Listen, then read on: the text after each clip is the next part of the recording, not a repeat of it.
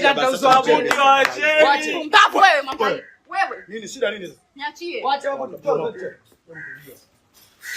Sina maza chakula, sina wataonyesha kile chakula. Watu nzima watu watafuta chakula. Sasa kutumia chakula. Naonyesha chakula kinatumikaje. Tulia, haya tulia. Mlo mmoja nakula kwa siku mimi. Alafu nyeme chakula. Na hili swala aliishia hapa. Aliishia hapa. Tembelea vituo vya yatima kule. Watu wanapata shida kwa chakula. Poa. Mimi sina nataka tuonyeshe chakula kinaliwaje. Sasa unataka chakula? Tunaenda kupika wenyewe nyumbani. Tulia tu.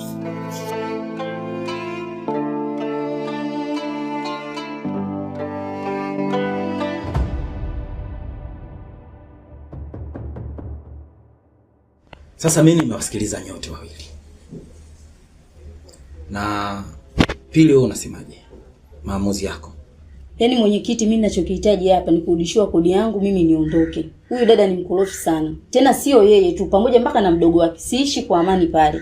Ninachokihitaji mimi anipe kodi yangu. Hao rasha kama si hivyo masuala ya kodi. Basi amtafute mpangaji mwingine, aje pale akae mimi niondoke. Kwa sababu leo yenyewe, juzi nimetoka kununua nguo yangu, nimeivaa vizuri, leo katoka kunichania. Hivi kweli hiyo ni haki?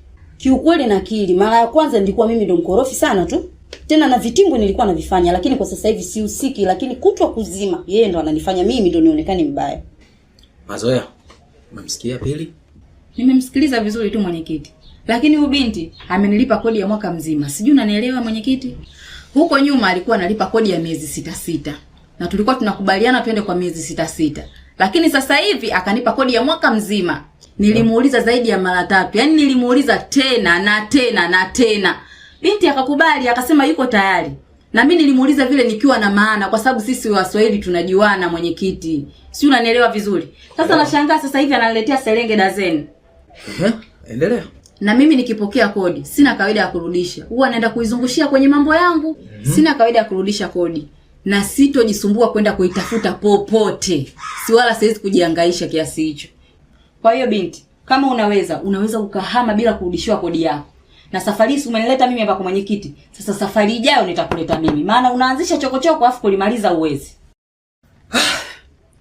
Hii sasa imeshakuwa ngumu. Na pili. Uliulizwa zaidi ya mara 3? Ni kweli mwenyekiti, aliniuliza, lakini mimi nilitaka tilipu hii nikae kwa amani nilipe kodi yangu vizuri tu, lakini amenishinda. Alafu kitu kingine mwenyekiti, naomba umwambie ubinti, ukirudi nyumbani unadaiwa hela umeme. Kwa ukifika tu nipate pesa umeme bila kelele bila shida. Mwenyekiti, na mimi huwa sina kawaida ya kumaliza kikao jamani, kama mnavyonijua. Mimi huyu. Wewe